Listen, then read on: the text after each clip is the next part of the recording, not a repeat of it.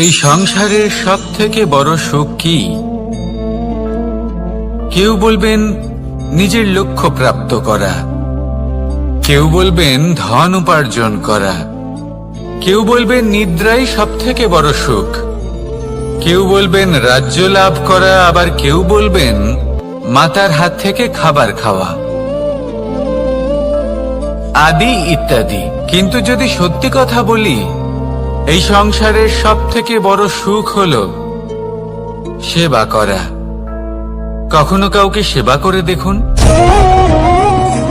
এই সেবা দ্বারা অন্য কোনো মানুষের আশীর্বাদ লাভ করাতেই সুখ রয়েছে। আপনার সেবা ভাব দ্বারা যখন কোনো মানুষ নিজের অন্তরাত্মা থেকে আপনাকে আশীর্বাদ করে, তার থেকে বড় সুখ আর কিছুই নেই।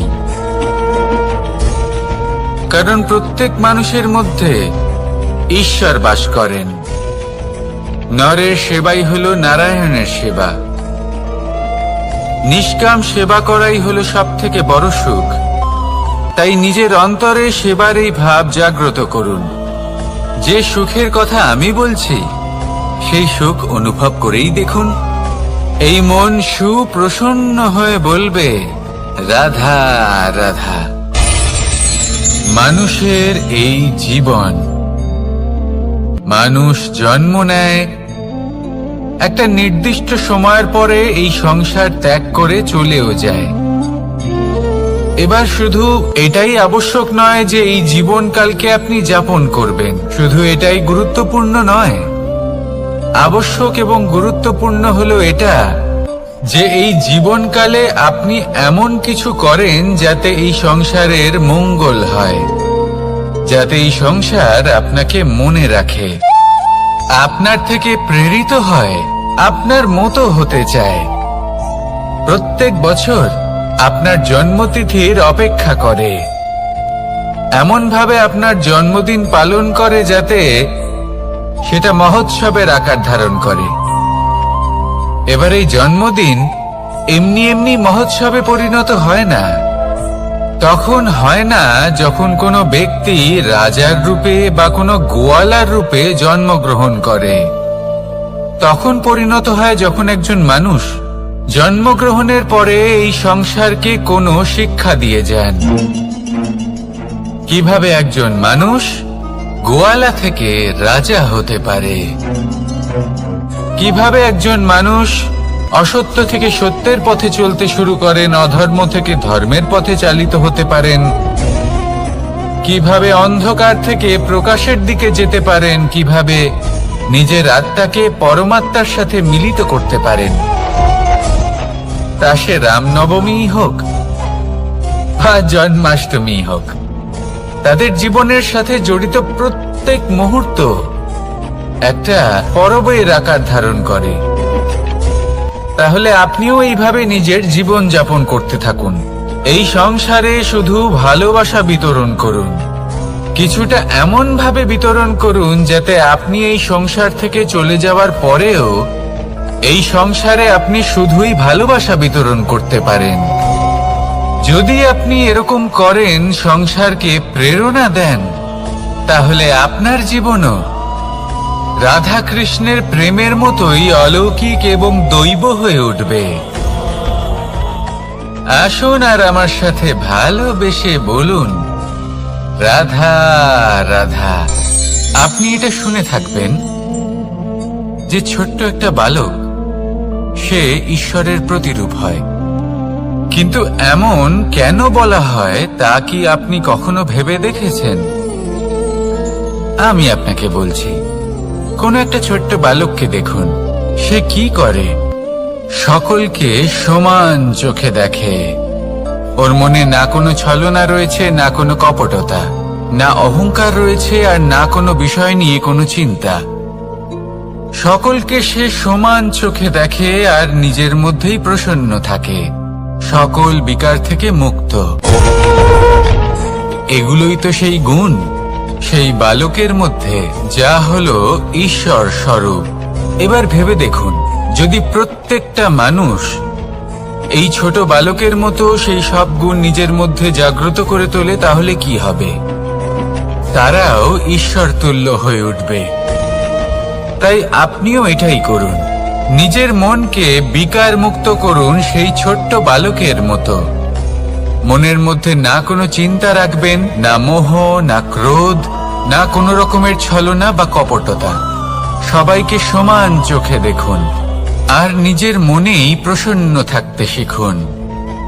এই মন প্রেমময় হয়ে বলবে, রাধা রাধা। সব থেকে গুরুত্বপূর্ণ তত্ত্ব কোনটা? প্রথম হলো সময়। জন্ম থেকে মৃত্যু পর্যন্ত এই যে সময়, এটাই তো হলো জীবন। দ্বিতীয় হলো জীবন, যাতে আমরা সময়ের সদ্ব্যবহার করি, শ্রেষ্ঠ থেকে শ্রেষ্ঠতর কাজ করার চেষ্টা করি। বহু বছরের এই পরম্পরা, এই সংস্কৃতিকে এগিয়ে নিয়ে যাওয়ার চেষ্টা করি। এই সংসারে আমরা অংশগ্রহণ করতে চেষ্টা করি। তৃতীয় হলো ধন, সেই ধন যা প্রত্যেক ব্যক্তি অর্জন করতে চেষ্টা করেন। এবার এই তিনটি তত্ত্বের মধ্যে একটা সামঞ্জস্য আছে, সমান ব্যাপার আছে। সে ধনই হোক বা সময় হোক বা হোক জীবন। আর সেই সমান ব্যাপার হলো যে যদি আপনি এটা গণনা করতে থাকেন তাহলে তা কমতে থাকে, যদি আপনি এটা ব্যবহার করেন তাহলে তা বাড়তে থাকে। একে সংগঠিত করে রাখতে চেষ্টা করলে এ হাত থেকে ফসকে যায়, কিন্তু যদি আপনি একে সামলে রাখতে শিখে যান তাহলে এমন কাজ করবেন যাতে সংসারের সাথে সাথে পরবর্তী প্রজন্ম লাভবান হবে। যদি কিছু শিখতে চান তাহলে সামলাতে শিখুন, গণনা করা বা সংগঠিত করা নয়। আসুন আর আমার সাথে ভালোবেসে বলুন, রাধা রাধা। এই জীবনে আমাদের দুজন সঙ্গী, এক হলো অন্ধকার আর এক হলো প্রকাশ। এবার যখন এই অন্ধকারে আমরা প্রদীপ জ্বালাই, সেই প্রকাশের জন্য অন্ধকার আমাদের উপর রুষ্ট হয়ে চলে যায়। এবার যদি অন্ধকারকে খুশি করতে যাও তাহলে প্রকাশ আমাদের উপর রুষ্ট হয়ে চলে যায়। এ হলো ঠিক সেই পরিস্থিতি যে আমাদের দুই বন্ধু, তাদের মধ্যে সদ্ভাব নেই। যদি কোনো একজনের মান ভাঙাতে বা খুশি করতে যাও তাহলে দ্বিতীয়জন অবশ্যই রুষ্ট হয়। সেই অবস্থায় আপনাকে বোঝদারের মতো কাজ করতে হবে যে কখন কাকে সমর্থন করতে হবে, কখন কার সাথে চলতে হবে। যদি পারেন তাহলে সকলকে একসাথে নিয়ে চলবেন। যদি কোনো মানুষের মধ্যে বনিবনা না হয় তাহলে তাদের মধ্যে সামঞ্জস্য বজায় রেখে সংসারের রীতিনীতির চক্র চালিত করা, এটাই তো হলো মনুষ্য জীবন।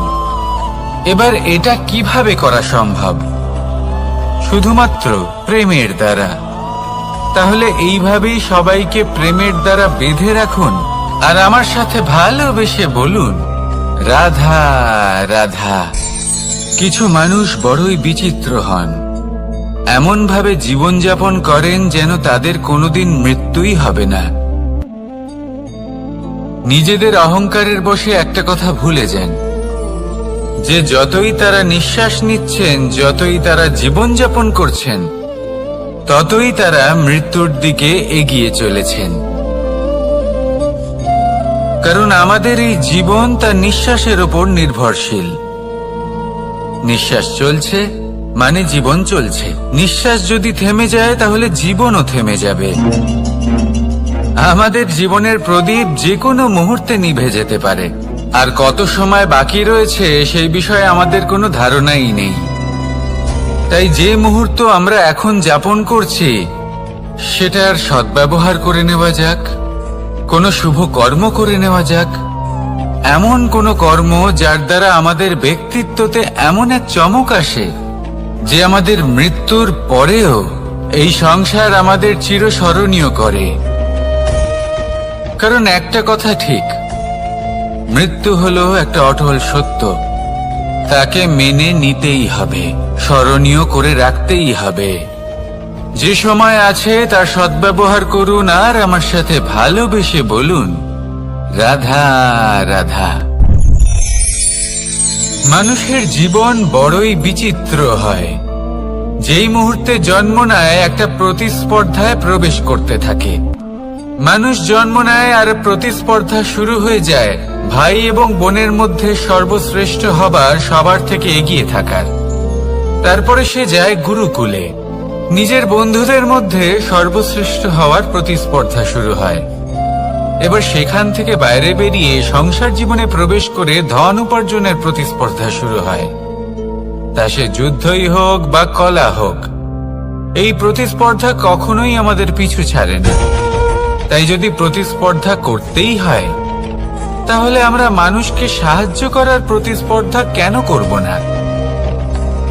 এমন এক প্রতিস্পর্ধা যাতে যে কেউ জিতুক বা যে কেউ হারুক না কেন, লাভ সকলের হবে। সকলের মধ্যে প্রেম বিতরণ করতে থাকুন, এইভাবেই আনন্দ বিতরণ করতে থাকুন, আর আমার সাথে ভালোবেসে বলুন, রাধা রাধা। দুরকমের প্রাকৃতিক বেগ থাকে। প্রথম হলো বর্ষা। যখন এর বর্ষণ হয় তখন মাটিকে শীতল করে নতুন ফসল ফলায়। আর দ্বিতীয় হয় পবন, যা আমাদের সর্বদা শ্বাসবায়ু প্রদান করে। অশান্ত এই মনকে শান্তি প্রদান করে, এই ক্লান্ত শরীরে স্ফূর্তি প্রদান করে। আমাদের জীবনে যত আবেগ আছে তা হয় বর্ষার মতো হওয়া উচিত, নয় হওয়া উচিত পবনের মতো। ক্রোধ, মতভেদ, বিবাদ, এগুলো হওয়া উচিত বর্ষার মতো। অর্থাৎ কিছু সময় পরে যেন এরা নিজে থেকেই ছিন্ন ভিন্ন হয়ে চলে যায়। আর যদি পবনের মতো কোনো আবেগ থাকা উচিত, তা হলো প্রেম, যা সর্বদা শ্বাসবায়ু প্রদান করে, সবসময় সাথে থাকে। একে আমরা অনুভব করতে পারি না, কিন্তু এ আমাদের অনুভব করার জন্য প্রাণবায়ু প্রদান করে। আর যখন চক্রবাতের মতো সে ভয়ঙ্কর হয়ে ওঠে, তখন সমগ্র সংসার বদলে দেয়। এর সারমর্ম একটাই, শক্তি। মতভেদ, ক্রোধ, বিবাদের মধ্যে নেই।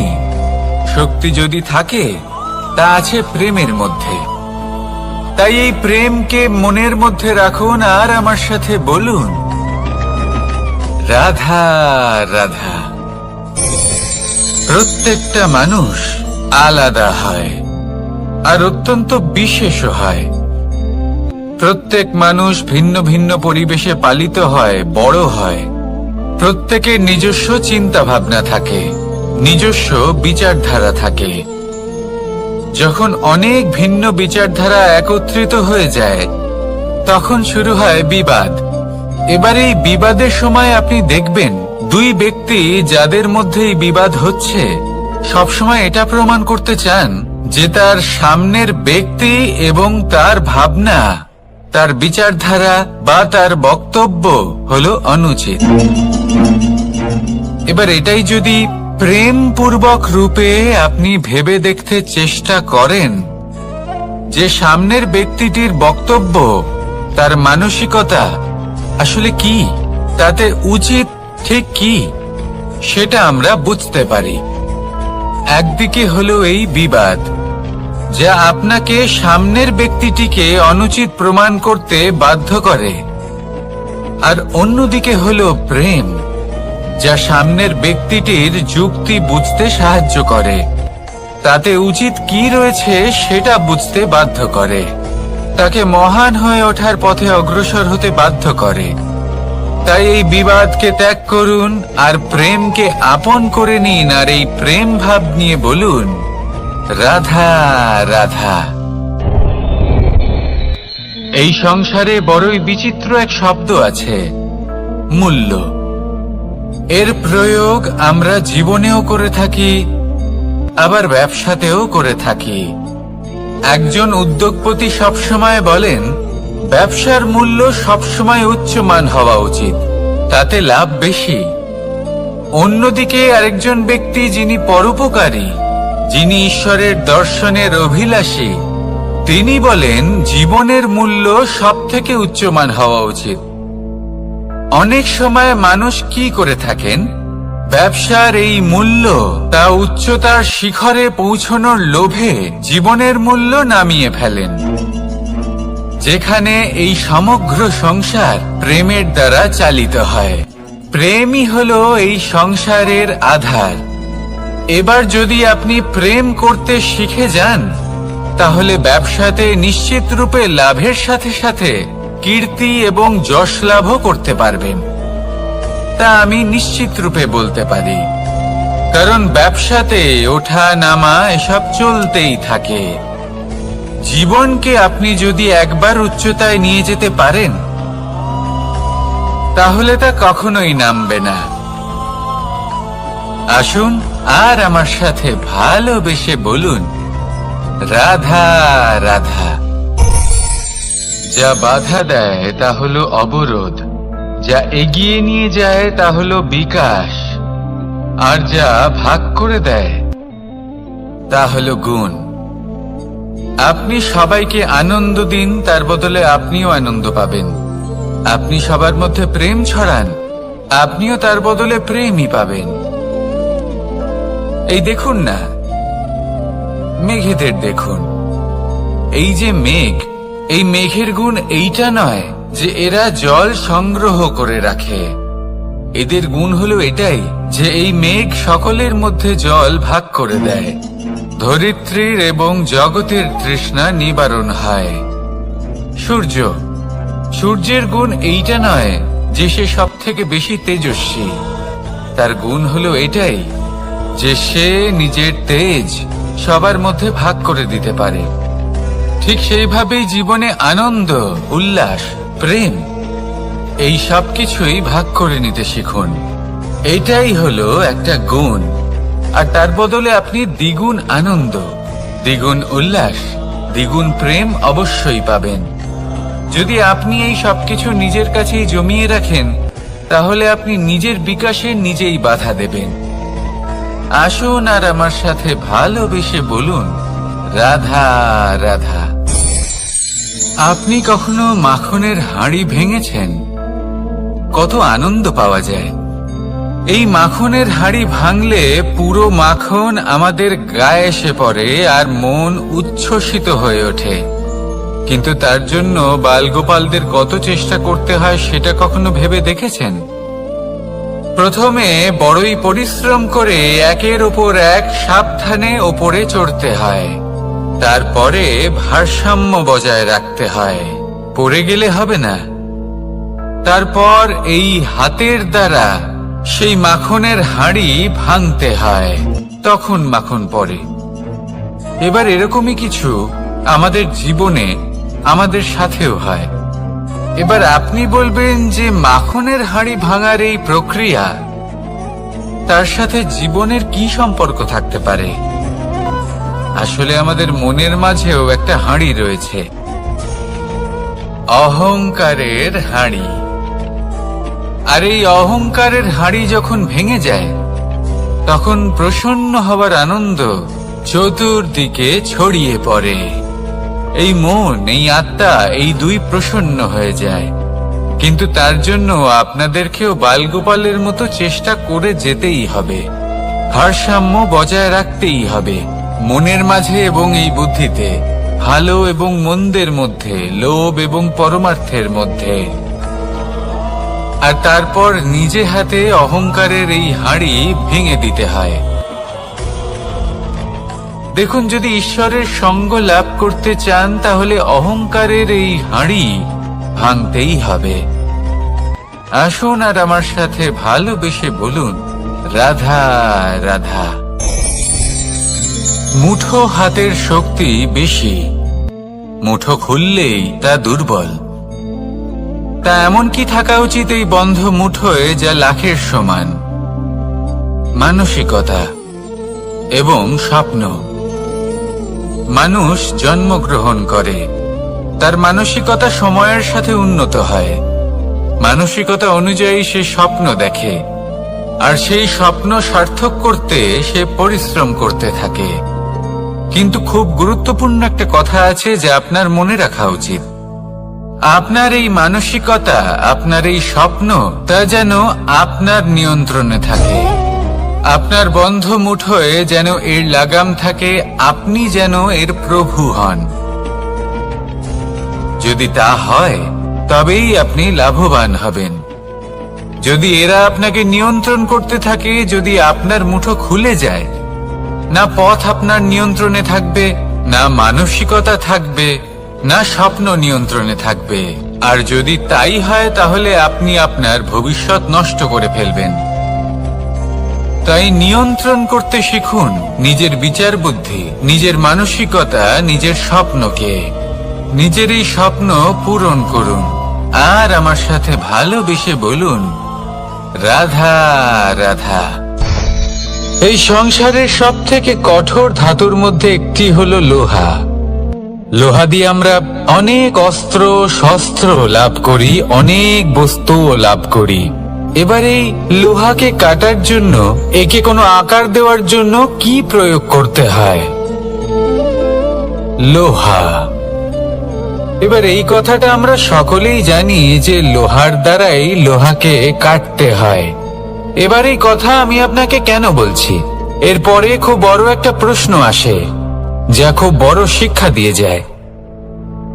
এটা কেন হয় যে আমরা একটা লোহা দিয়ে একটা লোহাতে আঘাত করছি, কিন্তু যে লোহা দ্বারা আঘাত করছি তার আকার বদলাচ্ছে না, যার উপর প্রহার করছি তার আকার বদলাচ্ছে? এতে পার্থক্যটা কোথায়? পার্থক্য হলো তাপমাত্রার। দেখুন, যে লোহাকে আমরা কাটতে চাই তার তাপমাত্রা বাড়াতে হয়, তাকে গরম করতে হয়। আর যে লোহা দ্বারা আমরা আঘাত করতে চলেছি সেই লোহা আমাদের ঠান্ডা রাখতে হয়। অর্থাৎ ঠান্ডা লোহা গরম লোহাকে কেটে দেয়। এবার এই শিক্ষা কি আমাদের জীবনে যথেষ্ট নয়? আমাদের জীবনে অনেক সমস্যা আসতে পারে, কিন্তু আমাদের এই বিষয়ে বিশেষ খেয়াল রাখতে হবে যে আমাদের মনকে আমরা যেন ঠান্ডা রাখি, এই মস্তিষ্ককে শান্ত রাখতে হবে। যদি আমরা ক্রোধ বা ঈর্ষার আগুনে জ্বলতে থাকি, বিদ্বেষের আগুনে জ্বলতে থাকি, তাহলে আমরাও সেই লোহার মতোই হয়ে যাব যার তাপমাত্রা অত্যন্ত বেশি। তখন যে কেউ এসে আমাদের বিচ্ছিন্ন করে চলে যাবে। মনে রাখবেন, যিনি যত বেশি স্থির বুদ্ধির অধিকারী, যিনি হলেন সব থেকে বেশি শান্ত, তিনি হলেন সব থেকে বেশি বলশালী। তাহলে শান্ত থাকুন আর আমার সাথে ভালোবেসে বলুন, রাধা রাধা। এই সমগ্র সংসারের সব থেকে গুরুত্বপূর্ণ ব্যক্তি কে? স্বয়ং আপনি। নিজের জন্য তো বটেই, তাই না? কারণ যখন আপনি জন্মগ্রহণ করেন, নিজের চোখ খোলেন, এই সংসারে আসেন, তখনই তো এই সংসারকে আপনি দেখতে পান, অনুভব করতে পারেন। এখানকার আবেগ, এখানকার মানুষজন তখন থেকেই অনুভব করেন। যদি আপনি না থাকেন তাহলে এই সংসারের অস্তিত্ব আপনার কাছে শূন্যের সমান, তাই না? আপনি না থাকলে এই সংসারও আপনার কাছে নেই। এবার সবাই বলবেন যে এ তো সত্যি কথা, সেই অনুযায়ী তো আমার স্বার্থপর হওয়া উচিত, অহংকারী হওয়া উচিত, কারণ আমার কাছে আমিই তো সবকিছু। দৃষ্টিভঙ্গি পাল্টে দেখুন, আপনার কাছে সব থেকে বেশি গুরুত্বপূর্ণ ব্যক্তি কে? আপনি নিজেই। সেই মানুষটি কেমন হওয়া উচিত একটু ভেবে দেখুন। সব সময় সকলকে সাহায্য করুন, একসাথে মিলে পরিশ্রম করুন, সাহায্য করুন অন্যদেরকে। এটা অতি আবশ্যক। এবং তার থেকেও বেশি গুরুত্বপূর্ণ হলো এটাই যে আপনার মনে যেন কখনো এই বিষয়ে ভয় না থাকে যে আমি আমার প্রিয়জনদের, আমার কাছের মানুষগুলিকে হারিয়ে ফেলব। এই ভয় কখনোই মনের মধ্যে থাকা উচিত নয়। যদি ভয় থাকে তাহলে থাকুক এই বিষয়ে যে সকল মানুষ আমার জীবন থেকে, আমার থেকে দূরে চলে যাচ্ছেন, তাদের বাধা দিতে দিতে আমি যেন নিজেকেই না হারিয়ে ফেলি, নিজের অস্তিত্বকেই না হারিয়ে ফেলি, নিজের ব্যক্তিত্বকে, নিজের বিচারধারাকে। নিজের করুণার শক্তি না হারাই। তাহলে এই ভয় ত্যাগ করুন আর আমার সাথে ভালোবেসে বলুন, রাধা রাধা। মানুষের দুটো রূপ রয়েছে, এক আমাদের এই মুখ যা শুধুই চোখে দেখা যায়, আর দ্বিতীয় আমাদের এই মন যা শুধুমাত্র অন্তরাত্মা দ্বারা দেখা যায়। এবার আমাদের এই মুখ তা ঈশ্বর সকলকেই আগে থেকেই প্রদান করেছেন, কিন্তু এই মন কেমন হবে তা আমাদের জীবনের অনুভূতি এবং আমাদের জীবনের লক্ষ্য এগুলি সুনিশ্চিত করে। অর্থাৎ নেত্র দিয়ে দেখা যায় আমাদের এই মুখ, তা শুধুই এই কারণে প্রয়োজন যাতে সংসার আমাদের দেখতে পায়, আমাদের চিনতে পারে। কিন্তু যদি এই সংসারে আপনি প্রকৃত অর্থে মান সম্মান লাভ করতে চান, তাহলে নিজের অন্তরাত্মাকে আপনাকে বিকশিত করতেই হবে। দেখুন, কথায় আছে এই যে অসুর তা শারীরিকভাবে উপস্থিত নয়, তা মনের মধ্যে থাকে। যদি এই মন থেকে অসুরকে বের করে দেওয়া যায়, তাহলে শরীরে তা উপস্থিত থাকবেই না। তাই মনকে শুদ্ধ করুন আর আমার সাথে ভালোবেসে বলুন, রাধা রাধা। প্রয়াস, পরিশ্রম, এই শব্দগুলি শুনতে হয়তো ছোট মনে হয়, কিন্তু এর মূল্য অনেকটাই অধিক। এবার প্রয়াসও কিন্তু দুই ধরনের হয়। একটা প্রয়াস তাই যা আমরা নিজের মন থেকে, অন্তর থেকে সমগ্র শক্তি দিয়ে করার চেষ্টা করি। এবারে এই প্রয়াস প্রচেষ্টার নামান্তর। কিছু প্রয়াস এমনও হয় যেমন দ্রুতক্রীড়া খেলা। মানুষ বলেন, আজ একটু প্রয়াস করি, একটু দ্রুতক্রীড়া খেলেই দেখি, যদি বিজয়ী হই তবে ভালো ব্যাপার, যদি না হই তবে আর কখনো খেলবো না। এটাও কিন্তু প্রয়াস, কিন্তু এই প্রয়াস পরিশ্রম নয়।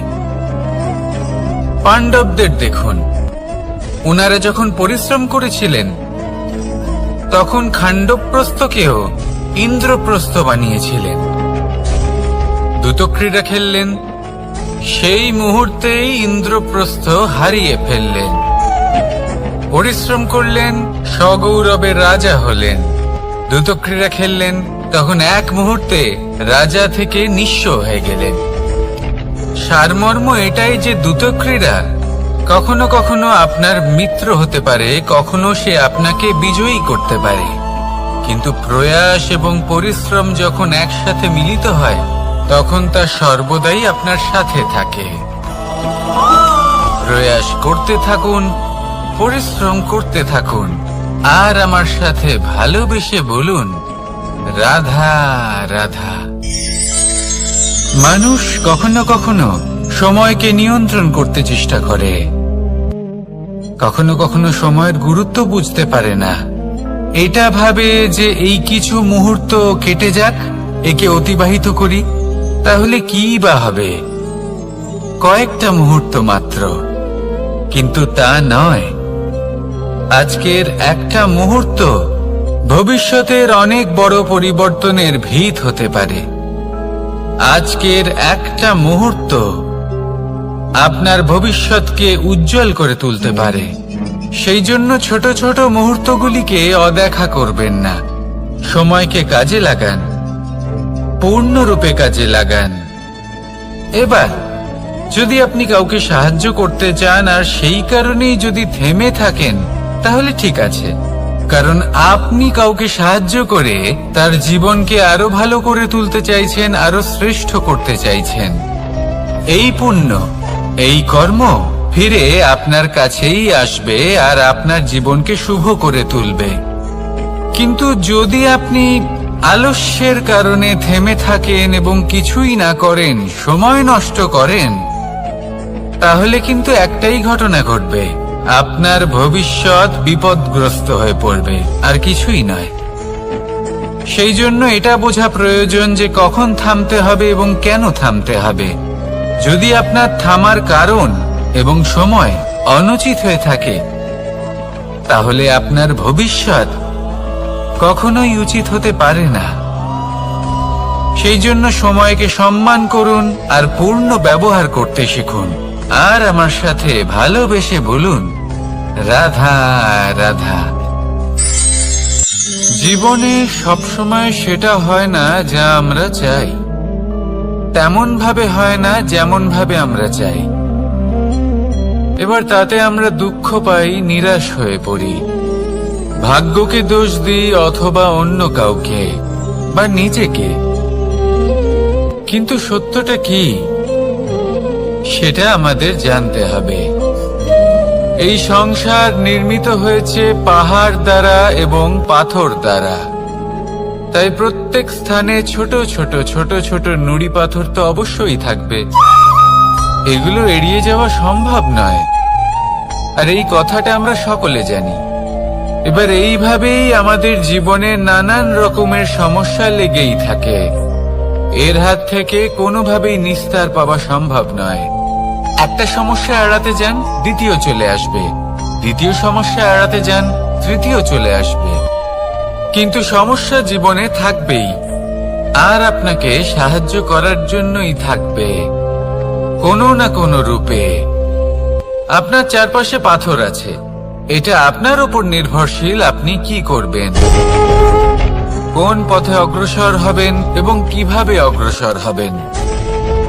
এবার দেখুন, এটা তো সবসময় সম্ভব নয় যে আপনার পদতলে ফুলের চাদর থাকবে, এটা তো অসম্ভব। সেই জন্য উচিত এটাই হবে যে আপনি পাদুকা পরিধান করে জীবনে অগ্রসর হন। এর সারমর্ম এটাই, যখনই জীবনে সমস্যা আসবে দৃঢ় হয়ে সম্মুখীন হন এবং এটা বোঝার চেষ্টা করুন যে এই সমস্যা জীবনে কেন এলো, কি শিক্ষা দিয়ে গেল। আপনার মধ্যে দোষ অবশ্যই থাকবে, তাকে গুণে পরিবর্তিত করুন। এই জীবন আরো বেশি সহজ সরল হবে এবং প্রসন্ন হয়ে বলবে, রাধা রাধা। অনেক মানুষ আমাকে এসে বলেন যে, কানাই তোমার কথাগুলি তো আর কি বা বলি, তোমার কথা কি থেকে কি করে ফেলতে পারে, অসম্ভবকে সম্ভব করে ফেলতে পারে। এত শক্তি তোমার কথাতেই রয়েছে, তো অন্য কিছু করার কোনো প্রয়োজনই কোথায়? এবার ওনারা এই কথাটা বুঝতে পারেন না যে জ্ঞান শুধুমাত্র শব্দের সমন্বয় মাত্র। কিন্তু এর অর্থ কি সেটা জানার জন্য অনুভব করা প্রয়োজনীয়, সেই পথে চলা প্রয়োজনীয়। এই অভিজ্ঞতাই আপনাকে অর্থ বুঝিয়ে দেবে। ঠিক যেমন তুমি কর্ম করতে থাকো, ফলের চিন্তা করো না, এটা শুধুই শব্দ। এর সারমর্মটা কি, এর অর্থ কি সেটা বোঝার জন্য সেই পথে আপনাকে অগ্রসর হতেই হবে, সেটা যাপন করতে হবে, কর্ম করতে হবে নিরন্তর। এটা ভাবলে হবে না যে আমি কি আমার কর্মের ফল আদৌ পাবো কিনা, তবেই আপনি এই কথার অর্থ বুঝতে পারবেন। কখনো ভেবে দেখবেন, আমাদের বাড়িতে যারা জ্যেষ্ঠ আছেন, বড় আছেন, আমরা তাদের পুজো করি, তাদের সেবা করি, আমরা তাদের চরণ স্পর্শ করি। কেন? কারণ ওনাদের কাছে আমাদের থেকে অনেক বেশি জীবনের অভিজ্ঞতা থাকে।